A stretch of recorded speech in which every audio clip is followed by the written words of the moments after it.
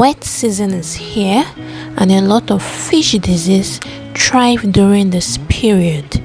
As fish farmers, we are advised to take precautions so as to avoid issues or mortality. Now, there are various methods of application of medication to get the best results you are looking for. Like they always say, prevention is better than cure.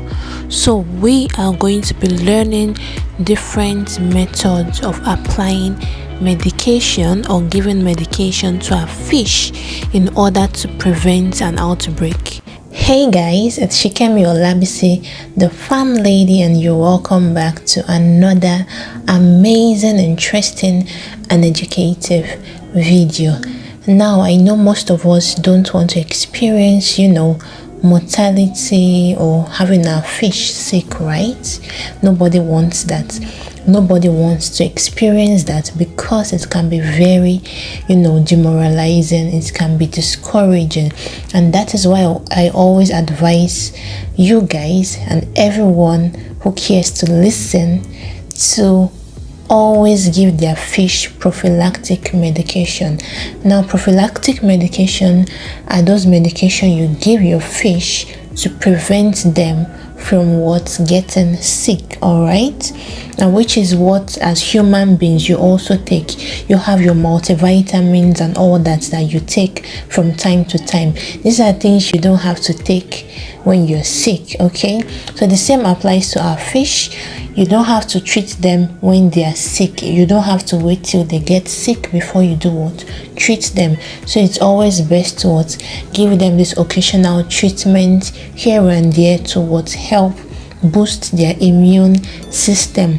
Now, a lot of farmers, face the issue of how to, administer this medication to their fish, because some people might just, get a pack of antibiotics and just, pour it on the surface of the water, and then at the end of the day, it is not effective. Now, how can you effectively administer medications to your fish and then ensure that you're not just wasting it? Ensure that they're actually getting whatever is in that drug, right? So this is something that a lot of people do not know how to do. So today we are going to be talking about the different methods of application of medication or administering drugs to your fish, because there are different instances that using a certain method wouldn't work. All right, so in today's video, that is what we are going to be breaking down. So sit back, relax, and let's get right into it. So we have 4 different ways in which we can administer medication to our fish. All right, the first one is the in-feed medication. That means you're sort of mixing the drugs, right, with the feed. Okay, so the in-feed medication is an oral method of administering drugs to your fish, whereby the medication has to pass through their mouth. Okay, and this is a method that is being used to treat a wide range of diseases. Okay, so here you can either mix the drugs during the process of pelletizing or extruding, as the case may be. All right, so you have the maize and all that, the salt, the protein, fish meal. So you add the drugs into that whole mixture before pelletizing or extruding. Okay, and then another way is coating the medication with the feed. So you probably get your feed from the store, right, and then you now get this medication from the animal store or wherever you want to get it from, and then you coat it, right, as you can see here in the video. So you coat it with the medication. So this is the coating method. Or you can also do the spray method, right? This is a situation whereby you mix the medication in a spray bottle, you mix it, and then you sort of spray it on the feed in a way that it's totally what covered. It's still more of coating, right? But it's just the way you decide to do it. So the in-feed method simply entails what? Adding the medication to the feed and then giving it to your fish. So therefore they are going to have to ingest it. The feed, the medication is going to definitely pass through what? Their mouth. And I see this, for me, this is like a fast action method. I usually do this a lot because the effect is very fast. Okay, so if you want something that is going to work very fast, you can try this in-feed medication method. So let's move on to number 2. So number 2, we have the water medication. Now this is also divided into 2. It can either be what? By immersion or dipping, and then the second one is by bath. All right, running a bath for the fish. So by immersion or by dipping, this is a situation whereby you get a small volume of water, okay, and then you mix your drugs in there to a point that it is very concentrated. You get a net and then you take out the sick fish, you put it in the net and dip it into that medicated water. Now the concentration of the drugs in that water will what?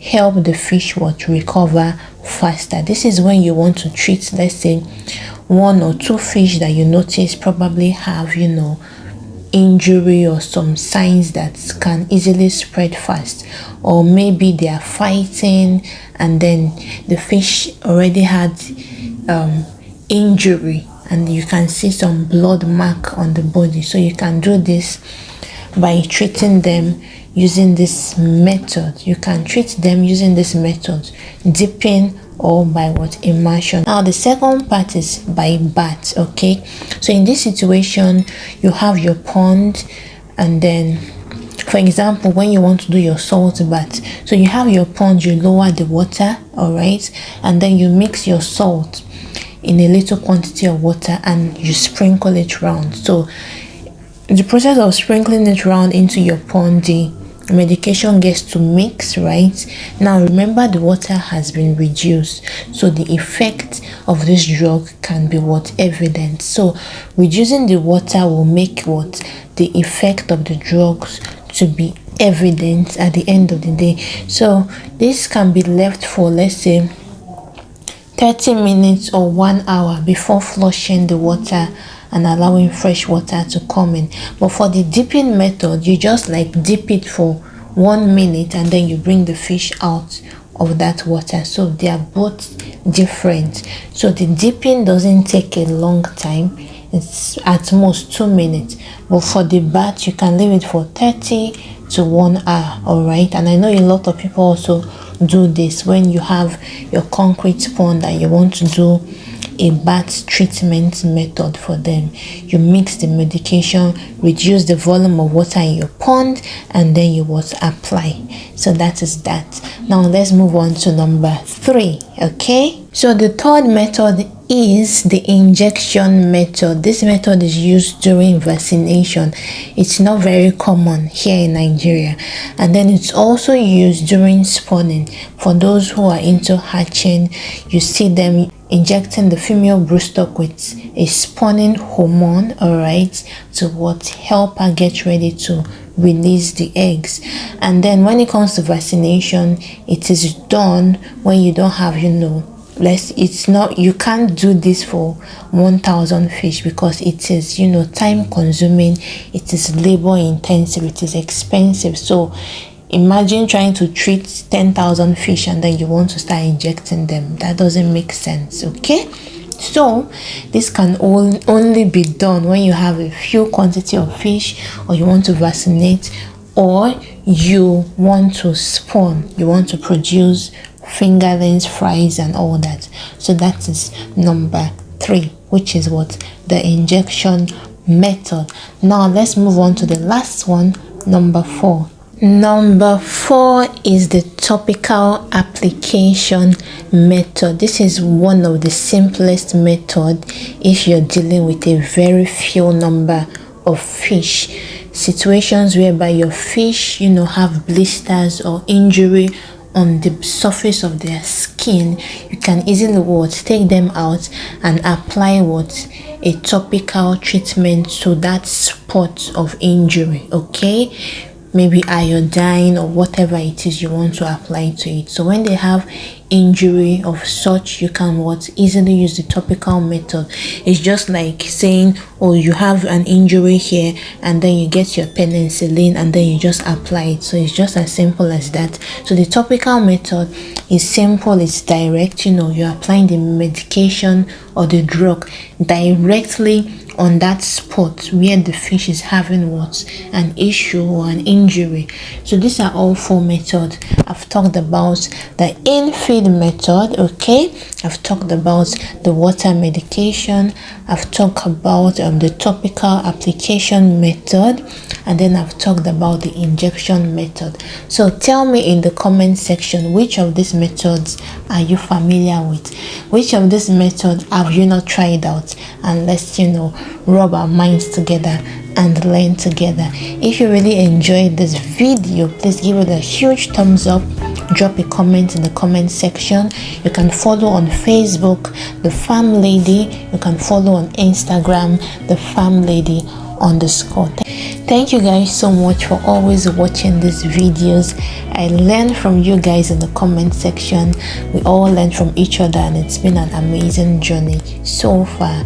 If you're new to the channel, you're seeing my face for the first time, I'm Shikemi Olabisi, the Farm Lady, and you're welcome to the family. Don't forget to smash on that subscribe button now. We have various groups on WhatsApp where you can meet other farmers, in your location, and then rub minds together